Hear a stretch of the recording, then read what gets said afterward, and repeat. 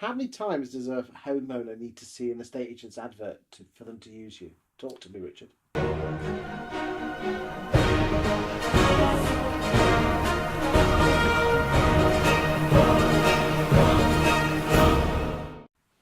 Interesting, Chris. And I'd probably make a distinction between an advert and other forms of marketing communications. An advert, in my mind, very much what we all imagine it to be. It's saying, "Hey, look at us. Here's our brand, and this is what we do, and this is what makes us brilliant." Yeah, yeah. Oh, yeah, aren't we brilliant? Yeah, absolutely. And they sort of pass you by. But do they pass you by? Because there's a thing, a well-known thing in marketing terms anyway, called bunching.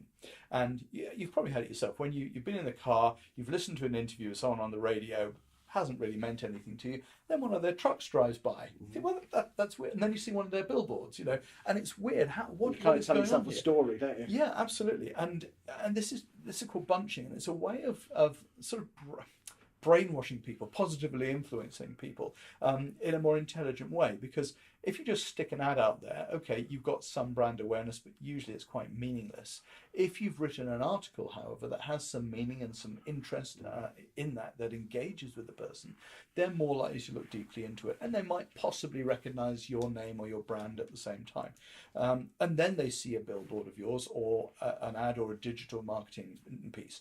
And it's how these things work together, because the advertising people say you've got to be exposed to some influence of that brand for at least 6 times to lodge in your brain, because we don't need to know everything we see.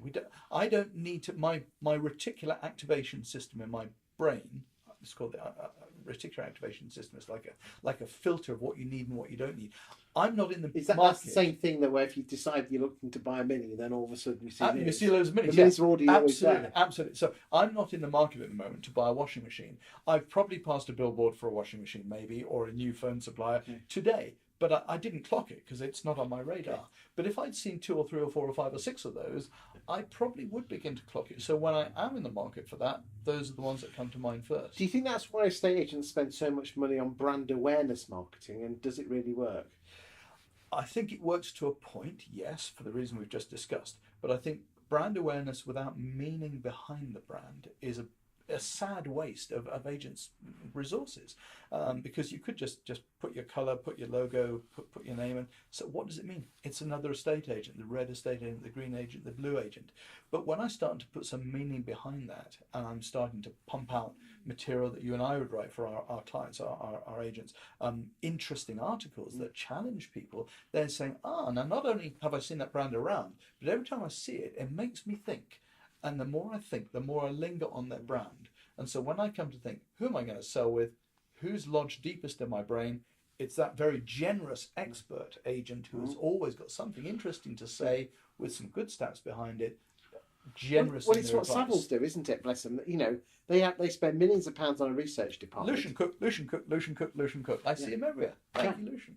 There you go. So, and indeed, and then the other day actually, I went to a presentation that Lucian was giving, and I thought, well, hey, I'm here. I see him everywhere. So you can almost create your own celebrity status by pumping out loads of good material, putting your name and ideally your photograph with it. Then when you walk in on that instruction, not only do they feel they already know you, but you command celebrity status respect as well. And we all know what the British think to celebrities. Absolutely. Thank you, Richard. Cheers. Thank you.